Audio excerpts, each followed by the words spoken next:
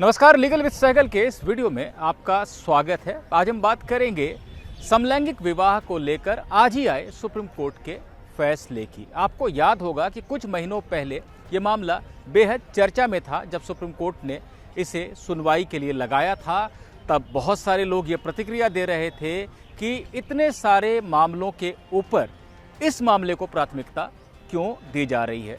जजों ने जब शुरुआती टिप्पणियां की, जब अपने सवाल पूछे, तो उसे लेकर भी बड़ी तीखी प्रतिक्रिया आई थी, क्योंकि बहुत से लोगों को लग रहा था कि फैसला समलैंगिक जोड़ों के पक्ष में जा रहा है। हालांकि कोर्ट की शुरुआती टिप्पणियों से इस तरह के जोड़े काफ़ी उत्साहित हुए थे, जो चाहते थे कि उनके रिश्ते को शादी का दर्जा मिले, कानून में इसके हिसाब से संशोधन किया जाए या कानून की ऐसी व्याख्या की जाए।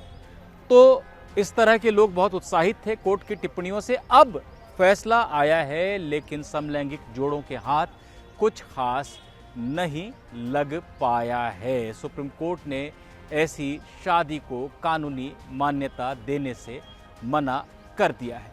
क्या कुछ हुआ और सुप्रीम कोर्ट में, इसकी बात इस वीडियो में।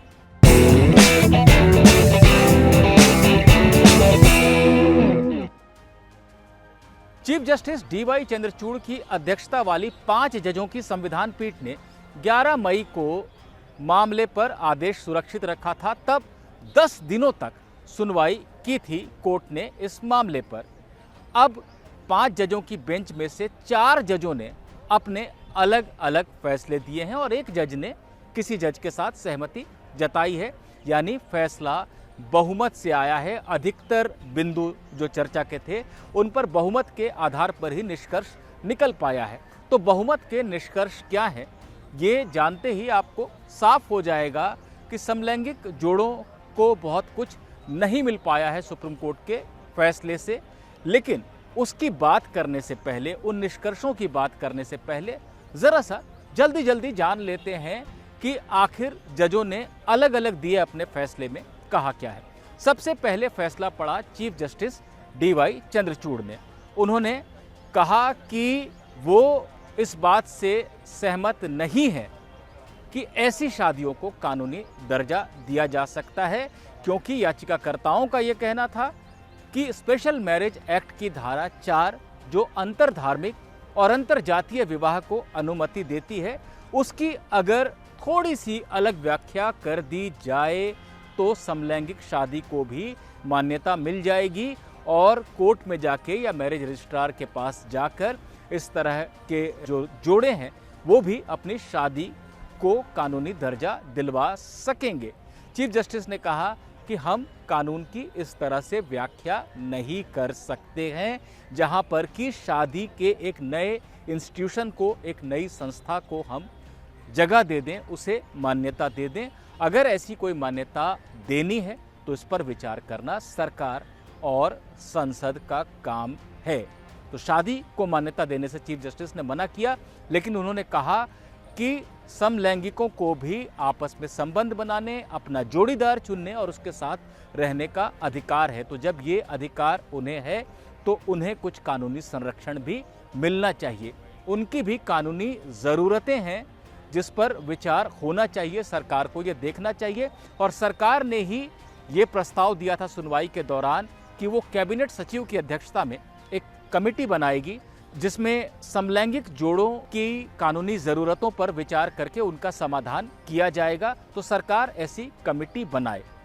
लेकिन हम शादी को कानूनी दर्जा नहीं देंगे, पर सरकार ज़रूर ये देखे कि किस तरह के अधिकार दिए जा सकते हैं और कानूनी जो ज़रूरतें हैं उन्हें पूरा करने के लिए कमेटी को बनाए। साथ ही साथ चीफ जस्टिस ने ऐसी बातें भी कही कि ऐसे जोड़ों को संरक्षण मिलना चाहिए और सुरक्षा मिलनी चाहिए पुलिस की। उन्हें बाध्य नहीं करना चाहिए कि उन्हें अपने परिवार के पास लौटना पड़े या उनके संबंधों को कोई ख़त्म करने की कोशिश करे।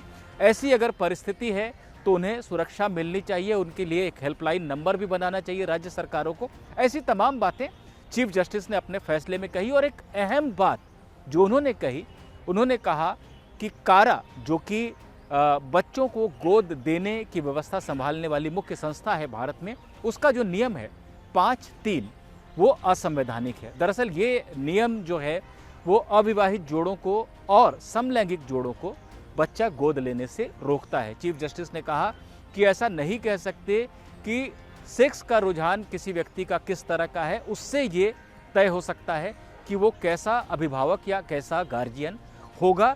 इसीलिए न अविवाहित जोड़ों को और न ही समलैंगिक जोड़ों को बच्चा गोद लेने से रोका जाना चाहिए। ये नियम गलत है, असंवैधानिक है। यानी चीफ जस्टिस ने इस बात पर जोर दिया कि समलैंगिक जोड़े बच्चा गोद ले सकते हैं। इसके बाद बारी आई जस्टिस संजय किशन कौल की। उन्होंने एक कदम आगे बढ़ते हुए ये कह दिया कि समलैंगिक शादी को कानूनी मान्यता दी जा सकती है, दी जानी चाहिए। मैं इस बात से सहमत नहीं हूँ कि इसे मान्यता नहीं मिलनी चाहिए। बाकी बिंदुओं पर वो चीफ जस्टिस के साथ सहमत थे। उन्होंने भी कमेटी बनाने की बात कही कि सरकार कमेटी बनाए, और साथ ही साथ चूंकि वो शादी को ही दर्जा देने के लिए सहमत थे, तो ये साफ था कि बच्चा गोद ले सकते हैं इस तरह के जोड़े, उस पर भी उनकी सहमति थी। अब बारी आई बाकी के 3 जजों की, जहां पर की स्थिति पलट गई। इन जजों ने बच्चा गोद लेने का प्रावधान बने या गोद लेने की अनुमति मिले समलैंगिक जोड़ों को, इस पर सहमति नहीं जताई। सबसे पहले जस्टिस रविंद्र भट्ट ने फैसला पढ़ा, जो कि कुल फैसलों में से तीसरा फैसला था। जस्टिस भट्ट ने भी माना कि समलैंगिक जोड़ों के साथ काफ़ी भेदभाव होता चला आया है, लेकिन उनका ये कहना था कि कोर्ट ऐसा आदेश नहीं दे सकता सरकार को कि आप इनकी शादी को कानूनी दर्जा दीजिए या इनके संबंधों को मान्यता दीजिए। कोर्ट का ये काम नहीं है कि सरकार को वो कानून या नियम बनाने का आदेश दे। जस्टिस भट्ट ने ये साफ कर दिया कि कोर्ट अपनी तरफ से कोई आदेश नहीं देने जा रहा है। उन्होंने भी माना कि इस तरह को जोड़ों को साथ में रहने का अधिकार है, अपना साथी चुनने का अधिकार है, उसके साथ जीवन बिताने का अधिकार है, लेकिन किस तरह के अधिकार उन्हें दिए जाएं, इसका आदेश कोर्ट नहीं देने जा रहा है सरकार को। यह जस्टिस भट्ट का कहना था। जस्टिस भट्ट ने यह भी कहा कि कारा का जो नियम 5(3) है, जिसे चीफ जस्टिस ने असंवैधानिक करार दिया है, उससे मैं सहमत नहीं हूं। हमें बच्चों की मनस्थिति को भी देखना पड़ेगा और समाज की तमाम स्थापित मान्यताओं को देखना पड़ेगा। बहुत सारे फैक्टर्स हैं, बहुत सारे तथ्य हैं जिनके आधार पर यह नियम सही लगता है। यानी जस्टिस रविंद्र भट्ट ने इस बात को गलत करार दिया कि समलैंगिक जोड़ों को बच्चा गोद लेने की अनुमति मिले।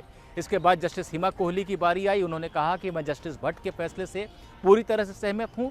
और अंत में बारी आई जस्टिस PS नरसिम्हा की, जो ये चौथा फैसला था कुल फैसलों में से। जस्टिस नरसिम्हा ने भी कहा कि मैं जस्टिस भट्ट के फैसले से सहमत हूं।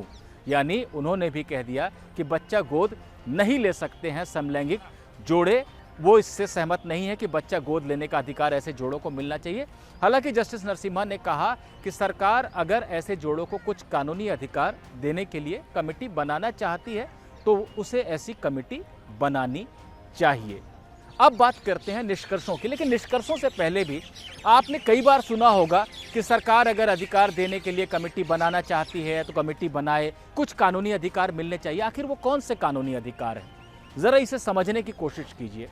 देखिए, 2 लोग एक साथ रह रहे हैं, समलैंगिक लोग हैं, और वो अपने आप को आपस में पति पत्नी मानते हैं, भले ही समाज मान्यता दे या नहीं, या कानून मान्यता दे या नहीं, लेकिन उनका एक मानव अधिकार है, उनका एक मौलिक अधिकार है कि वो साथ में रहते हैं, और ऐसे संबंध अपराध भी नहीं है कानूनन।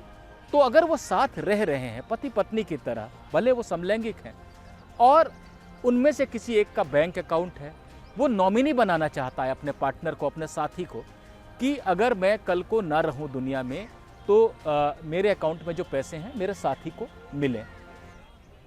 अगर वो बनाना चाहता है नॉमिनी तो वो नहीं बना सकता है। क्यों?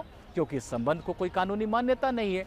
उसी तरह से पेंशन, ग्रेच्युटी और कोई सुविधा वो चाहता है कि उसके ना रहने पर उसके पार्टनर को मिले, तो वो ऐसा नहीं कर सकता है।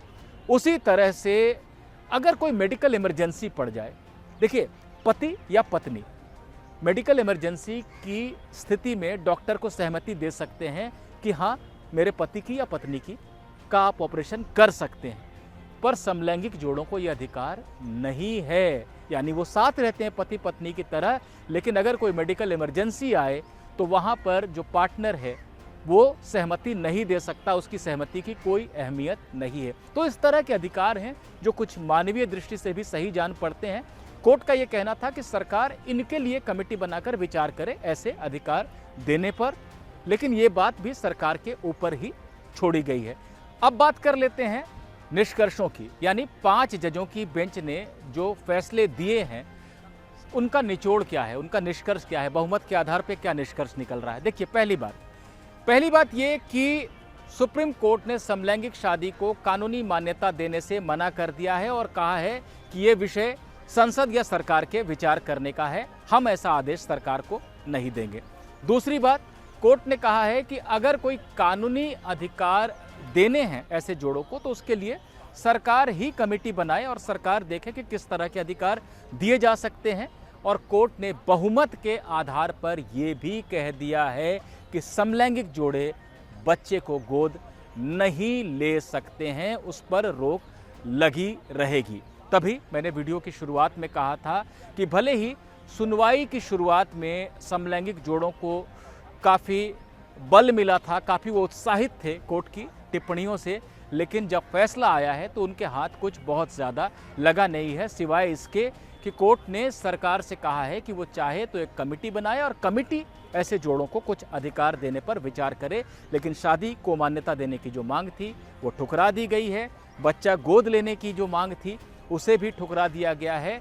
अब सरकार जब कमेटी बनाएगी तो कमेटी किस तरह के फैसले लेगी और उसे संसद से किस तरह से पास कराया जाएगा, ये तमाम बातें देखने लायक होंगी। लेकिन फिलहाल समलैंगिक जोड़ों को सुप्रीम कोर्ट से बहुत ज़्यादा कुछ नहीं मिल पाया है।